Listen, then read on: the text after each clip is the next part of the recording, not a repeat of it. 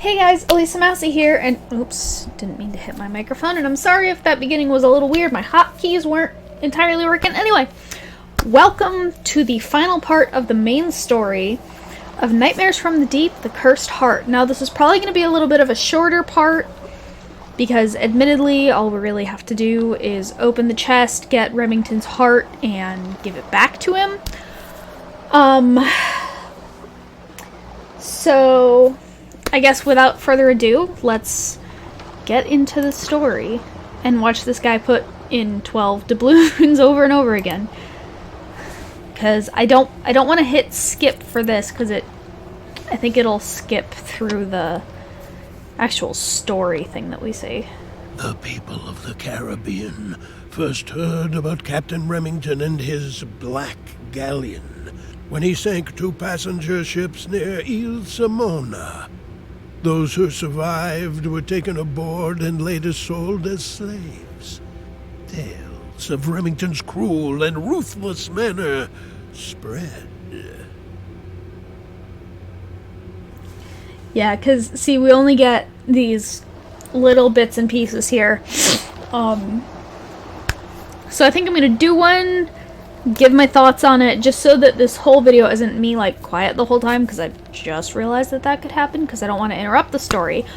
But, yeah, you can see why, I didn't want to, do them, as I got them, because this would have been spread out for the past, what, 3 weeks? Is that right? Something like that. And again, this is an option that I'm pretty sure I'm going to have for the next game, but not the third, because providing doubloons in the third game gives you items you need to progress. So, I apologize in advance for that, even though it's not going to be for probably at least another month. So, next doubloon. And we are gonna keep watching him put them in over and over again. Those first attacks were only a taste of the coming atrocities. Soon, Captain Remington boarded and sank commercial ships. His Black Galleon would appear out of nowhere and strike without warning. Those who weren't shot or stabbed were forced to walk the plank to the pirates' amusement. It has also occurred to me that some of the information that we're going to find out through this we already know, because under normal circumstances of playing, we would have seen this first and then heard about it or found out about it in like diary entries and stuff.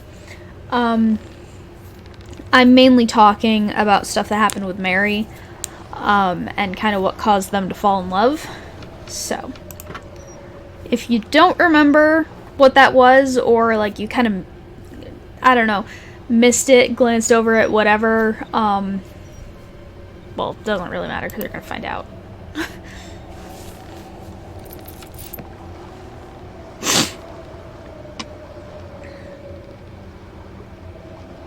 People were frightened and began to suspect Remington must have made a bargain to come by such unearthly skills. Which we know about. His crew was said to consist of sea monsters, convicts, and cannibals. His ship was thought to be invincible and capable of casting storms, fog, and eerie calm. And we know that that was the truth about the dark deals because we read about the thing with his deal with Davy Jones that made him invincible. So we know this. But let's see what's next. I love how all the other coins disappear from the chest for the animation too. I guess that's cheaper than animating. One of the vessels attacked by Remington's crew happened to be on its way to pick up the young Countess, Mary Bannister, and safely transport her to her father in San Juan. The pirates boarded the ship, killed the Marines, and then donned the dead men's uniforms. At the port of call, before anyone noticed, Remington kidnapped Countess Mary, expecting a grand ransom. And I'm pretty sure we knew that.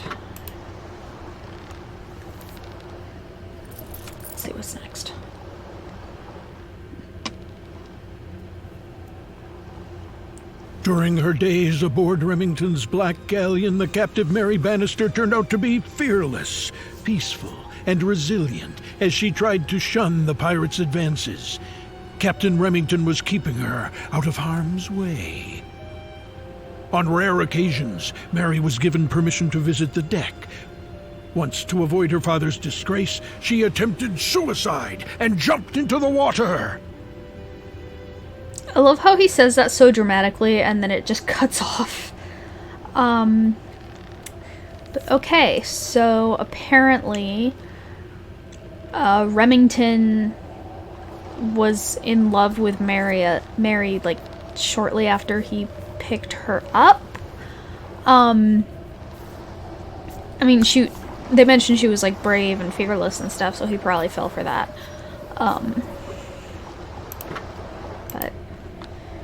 And we know, obviously, she didn't drown. And we know that he saved her. That's what I was talking about earlier, that we knew. Remington jumped in after Mary and saved her from drowning, but the rescued girl soon became feverishly ill. The captain couldn't trust any of his vicious mates, so he personally nursed Mary back to health on Skull Island. During that time, Remington fell in love with the beautiful Countess at his mercy. Mary noticed Remington's feelings and started to care for the legendary pirate. Okay, so he wasn't in love with her. But he was still making advances before. Maybe... Maybe he was hoping that he could get, like, some riches and stuff, like a fortune from her, because she is a countess. But she was smarter than that, so I guess... And he probably chose to nurse her back to health himself before falling in love, because he didn't trust his crew to not do something, either do something wrong and end up getting her killed, because she was very sick, or he didn't trust them not to do something to her that would affect their ability to get the ransom. I don't know what that would be. Personally, I don't want to think about what that would be. But anyway, so now we know when they fell in love. Or started to fall in love, at least.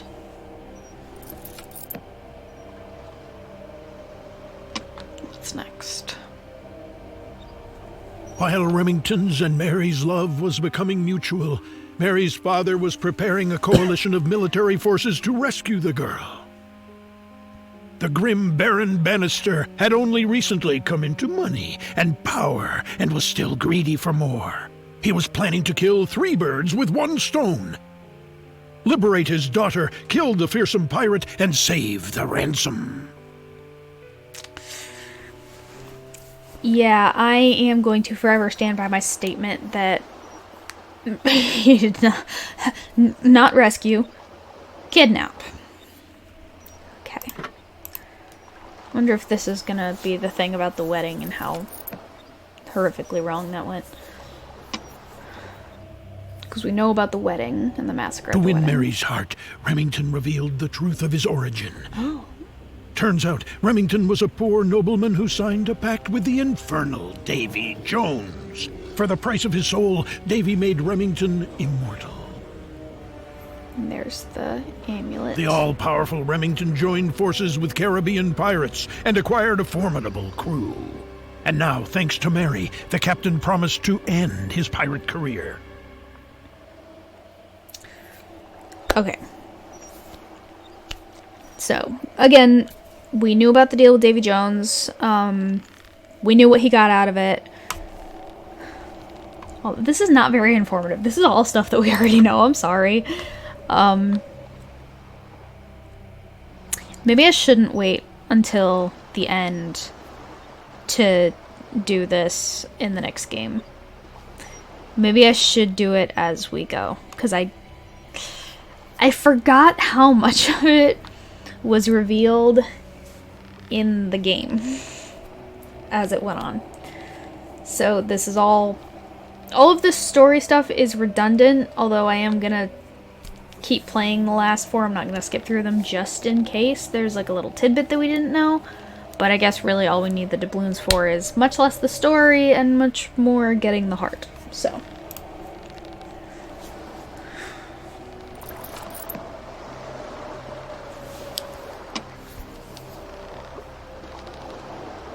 The star-crossed lovers planned to marry at once, with all the sea's pirates in attendance to witness their vows to each other.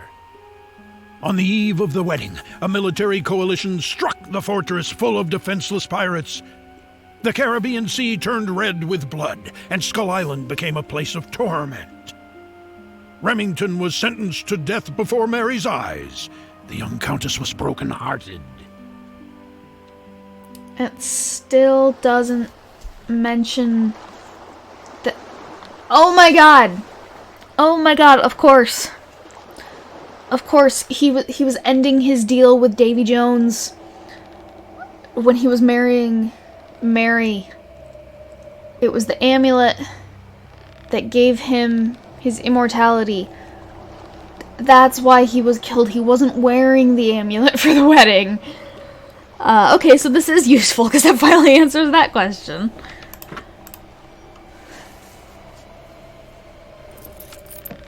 What you got for me now?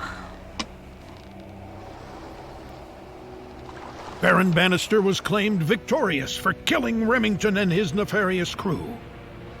The Baron capitalized on his success by forcing his daughter to marry the captain of the Royal Navy. Mary endured a childless and unhappy marriage with the old, dull soldier. And when her spouse eventually died, Mary, now a wealthy widow, decided to return to Skull Island. Which we know, we were told by Mary herself that, actually, which... That we would have known long before we got... Because we got, like, 3 or 4 doubloons in the last video. So... And we've got 2 left, so we would have known this.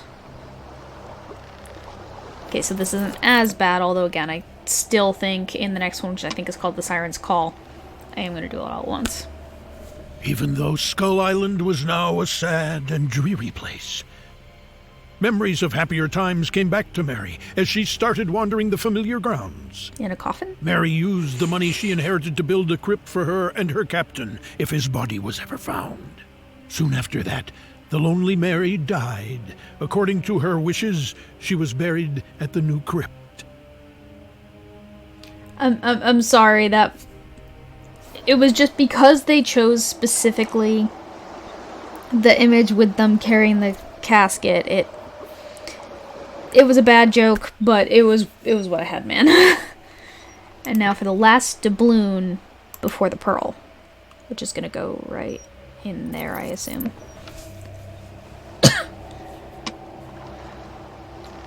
What does this last doubloon tell us? Meanwhile, as the centuries passed, the immortal Captain Remington lay at the bottom of the sea, broken-hearted, stripped of his enchanted weapons, and weighted down by shackles and corals.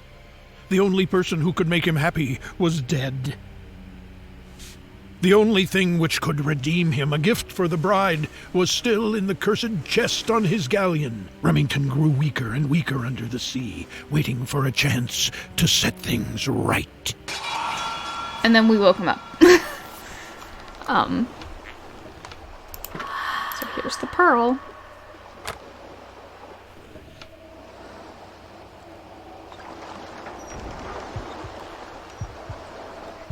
So he said a thing about, let's take this beating, this unnervingly beating heart that still beats in our inventory. So I'm gonna guess that by set things right, because they mentioned the heart on the ship, I am gonna guess, I'm gonna go down here into the treasury, but I'm not gonna move into the bay until it's time, because I do want to speculate a little bit. What I think happened was wait, no. Because then he was never really killed. But he didn't have the amulet on it. He didn't have the amulet on his person. Because if he did, then it wouldn't have been in the box. And we wouldn't have put it on him. Wouldn't it be on him already?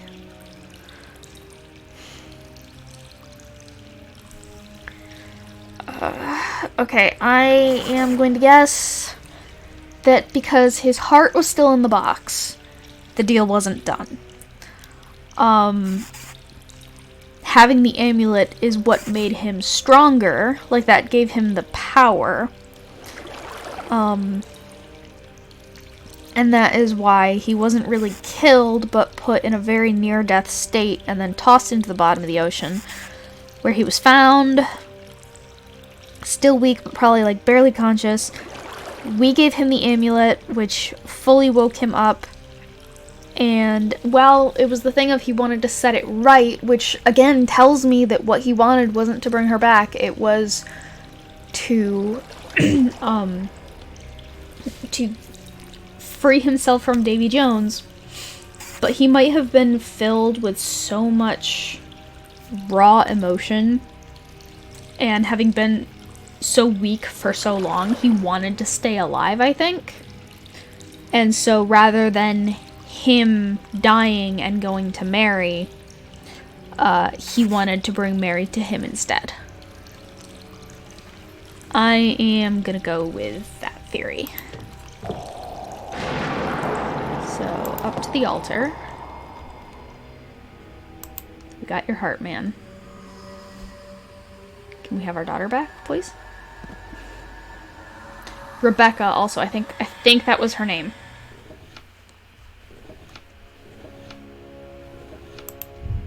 Just opening his chest cavity. But I remember in the last video, I could not remember her name for the life of me. I think it's Rebecca.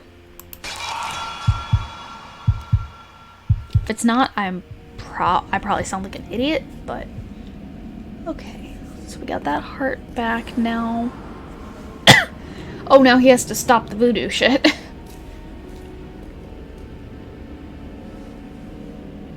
long is it gonna take him to... You were right. Thank you.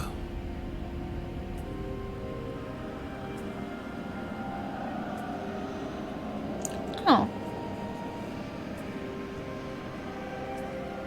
So that's how that happened. My dear, are you all right?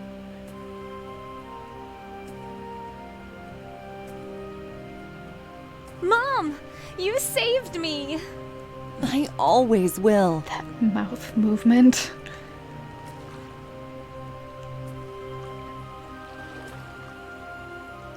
And there's his lonely hat on the sea. And yeah, that is it for Nightmares from the Deep Cursed Heart. At least the main story, because like I said, there is a bonus chapter, which I am going to be recording and posting. So I'm going to let these credits roll, and then once they're done, we'll head to the menu, and then I'll book it with my outro, of course, because I remember my outro this time, I think.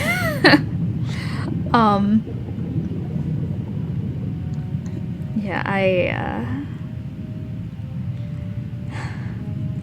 I do like this. I like this game. As is probably evidenced by the fact that, like I've said, I've played this one many, many times. I haven't played the second or third game nearly as much, not because they're bad, because they're not.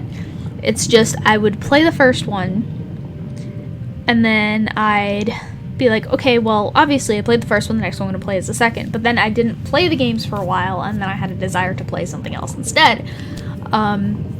So then I come back and I'm like, well, I gotta play the first one again before I can play any of the others. So I haven't played the second game in God even knows how long. So that... it might be a little less... I don't want to say streamlined, because that's wrong. A little less fluid, smooth, I guess. Because I don't have as much of an idea of what to do. Because I've only played the second game maybe 2 or 3 times, and I've played the third exactly once. Okay, so those were the credits. So, yeah. If you liked what you saw, leave a like, leave a comment, subscribe if you're not subscribed, and maybe tap that notification bell to get notified every time I upload or go live. Thanks for watching. See you on the flip side. Elisa out.